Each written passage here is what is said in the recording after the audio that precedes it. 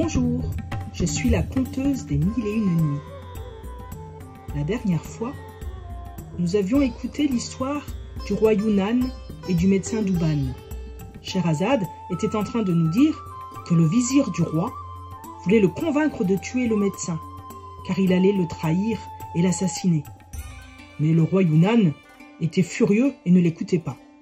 Le roi dit à son vizir: « Tu veux que je le tue pour qu'après je m'en repente, comme s'est repenti le roi Sindibad après avoir tué le faucon ?»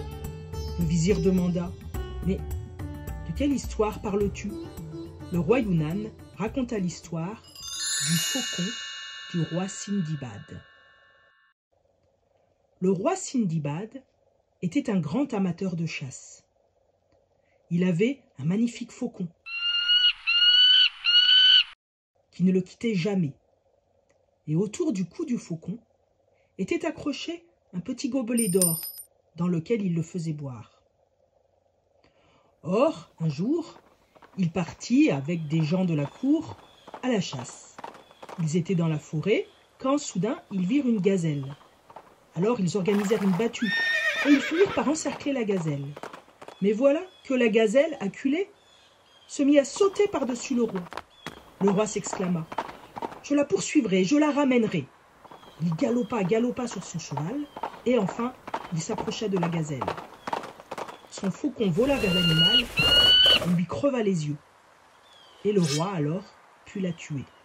Il était très heureux de sa prise, mais il faisait très chaud.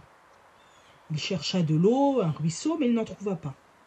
Mais il s'aperçut que des gouttelettes ruisselaient sur un tronc. Alors le roi prit son petit gobelet, le remplit de cette eau et le posa devant le faucon comme il faisait d'habitude.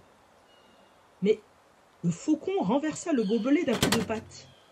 Le roi recommença, remplit à nouveau le gobelet, le posa et le faucon le renversa à nouveau d'un coup de patte. Un petit peu agacé, le roi à nouveau remplit son petit gobelet aux gouttes qui ruisselaient sur le tronc de l'arbre. Et cette fois-ci, il posa le gobelet devant son cheval qui avait aussi grand soif. Mais le faucon s'élança vers le gobelet et d'un coup d'aile le renversa à nouveau. Cette fois-ci, le roi Sindibad était furieux. Il se mit à hurler sur le faucon. « Non seulement tu renverses le gobelet quand je te le donne pour boire, mais ensuite tu empêches mon cheval de boire également. » D'un coup d'épée, il trancha les ailes du faucon. Le faucon, mourant, pointa son bec vers le haut. Alors le roi leva la tête et il s'aperçut que dans les branches de l'arbre se trouvait une vipère et que les gouttelettes qui coulaient le long du tronc, c'était le venin de ce serpent. Alors le roi se mit à pleurer. Il se repentit. Il dit: « Oh non, mais je suis désolé. » Mais le faucon mourut. « Telle est l'histoire du roi Sindibad, » dit le roi Yunnan à son vizir. Le vizir s'exclama: « Mais sire, c'est la compassion qui dicte mes conseils. Tu verras que tu as raison de me faire confiance et je trouverai grâce à tes yeux. Sinon je mourrai, comme dans l'histoire de ce vizir qui avait tendu une embûche au prince. » Le vizir raconta au roi Yunnan l'histoire du prince et de l'ogresse. Il était une fois un jeune prince qui chassait avec passion. Mais son père, le roi, avait ordonné au vizir de protéger le jeune prince et de le suivre dans tous ses déplacements. Un jour, les deux hommes, le prince et son vizir, allèrent chasser. Et dans la forêt, ils tombèrent nez à nez avec un magnifique âne sauvage, une belle bête. Mais l'âne se mit à galoper. Alors le vizir dit: « Vite mon prince, poursuis-le » Et c'est ce qu'il fit. Il se mit à galoper pour essayer de rattraper l'onagre, mais celui-ci disparut. Mais au bord du chemin, le prince aperçut une jeune fille qui pleurait. « Qui es-tu » demanda le prince. « Je suis la fille d'un roi indien. Nous étions en train de voyager et j'étais sur mon cheval et je me suis endormie. Et puis je suis tombée de ma monture et maintenant je suis perdue, je suis toute seule. » Le prince s'arrêta, la fit monter sur son cheval et ils se mirent en route. Ils finirent par arriver près d'une maison en ruine. La jeune fille demanda au prince de s'arrêter un instant car elle avait besoin de satisfaire un besoin naturel. Le prince, bien sûr, accepta. Et il attendit sur son cheval, mais elle était un petit peu longue à revenir. Alors le prince descendit de son cheval et alla voir dans la maison pourquoi la jeune fille mettait autant de temps. Et là, il découvrit que cette jeune fille était en fait une ogresse qui était en train de parler à ses petits. « Mes chers enfants, je vous ai trouvé un jeune homme bien gras. »« Oh oui, apporte-le vite, que nous le mettions dans notre petit ventre » dirent les petits ogrillons. Terrifié, le prince recula et fit demi-tour.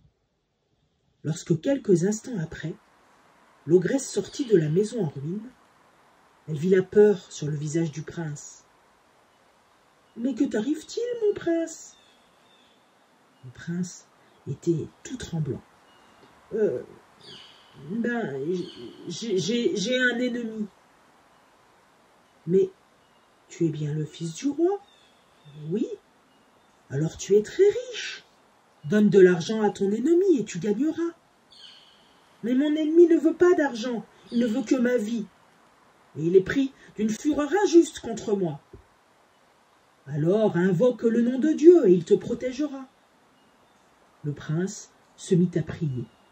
« Mon Dieu, fais-moi triompher de mon ennemi, éloigne-le de moi. » Après cette prière, l'ogresse le laissa repartir chez son père. Le vizir dit au roi Yunan: « Tu vois, mon roi, ce qui aurait pu arriver à ce prince, parce qu'il a fait confiance à une inconnue. Toi, si tu fais confiance à ce médecin, il te tuera d'une façon atroce. Il prépare ta perte, j'en suis sûr. Tu vois, il t'a guéri juste en mettant un objet dans tes mains. Il est très puissant. Il pourra t'assassiner tout aussi facilement. » Le roi Yunan commençait à douter. « Tu as peut-être raison. Ce médecin est peut-être un espion. Mais que faire? Tu n'as pas le choix. Fais-le venir et fais-le décapiter. Surprends-le avant qu'il ne te surprenne. » Alors le roi fit venir le médecin. Douban était tout content de revoir le roi. « Sais-tu pourquoi je t'ai fait venir ?» dit le roi. « Non. »« Pour te tuer. »« Quoi? Mais pourquoi? Mais quelle faute ai-je donc commise? On m'a dit que tu étais un espion et que tu allais m'assassiner. Bourreau, tranche-lui la tête. » Le médecin supplia le roi. « Mais si tu me tues, Dieu te fera mourir. »« Tu vois, démon, dit le pauvre vieux pêcheur, ce médecin Douban a dit au roi Yunan la même chose que moi je t'ai dit quand tu as voulu me tuer après que je t'ai sorti de ce flacon. Mais je continue l'histoire. » Le roi Yunan s'exclama. « Je ne serai tranquille que lorsque tu seras mort. Je n'ai pas confiance. Tu pourrais m'assassiner à tout moment, en me faisant respirer un parfum ou de toute autre manière. »« Mais est-ce là ma récompense ?» s'exclama le médecin Douban. « Est-ce là tout le mal que tu vas me faire, pour tout le bien que moi je t'ai fait ?» Douban se mit à pleurer. « Ainsi tu me récompenses, comme fut récompensé le crocodile. »« Quelle est cette histoire ?» demanda le roi Yunan. « Je ne peux pas te la raconter dans l'état où je suis, » sanglota le savant. « Laisse-moi donc en vie. » Les proches du roi se mirent à essayer de le convaincre. « Mon roi, laisse-le en vie, il n'a commis aucune faute. Il a vaincu ta maladie, qui était terrible. Mais pourquoi veux-tu le tuer? » « Je ne peux pas le laisser en vie, sinon c'en est fait de moi. » Le médecin Douban soupira. « Puisque tu es décidé, laisse-moi au moins mettre mes affaires en ordre, voir ma famille pour organiser mon enterrement. Et puis, je veux donner quelques-uns de mes ouvrages de médecin à des bibliothèques ou à des amis savants. Mais il y a un livre que je voudrais t'offrir. » « Ah, qu'y a-t-il dans ce livre ?» demanda le roi. « Il y a d'innombrables secrets. Après ma décapitation, ouvre ce livre. Compte 3 feuilles et lis la 3e ligne de la page de gauche. Alors, ma tête te parlera et répondra à toutes tes questions. » Le roi était stupéfait et très excité à cette idée. Il fit escorter le médecin pour qu'il règle ses affaires, et le lendemain matin, Douban revint. Il avait un livre à la main et de l'autre un plat.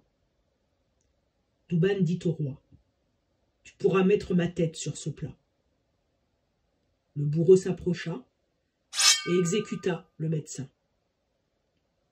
Le roi Yunnan prit le livre et l'ouvrit. Il voulut tourner les pages, mais elles étaient un peu collées. Il insista, il humecta son doigt pour pouvoir tourner plus facilement les feuilles. Et puis il compta 1 feuille, 2 feuilles, 3 feuilles. Mais il n'y a rien d'écrit, les pages sont blanches, je ne comprends pas. La tête du médecin Douban se mit à parler. « Continue de feuilleter, et tu découvriras des secrets extraordinaires. » Le roi continua, mais il commença à se sentir mal, de plus en plus mal. En effet, le médecin Douban avait empoisonné les pages.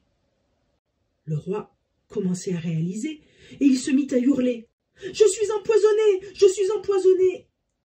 Et il mourut.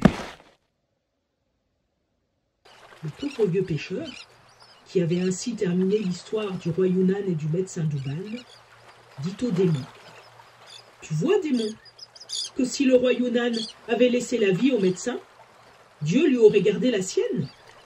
Mais il voulait le tuer. Alors Dieu le fit périr. C'est la même chose pour toi, démon. Si tu avais voulu me garder la vie, Dieu aurait conservé la tienne. Mais tu as voulu me tuer. Alors, tu te retrouves enfermé à nouveau dans ce flacon. »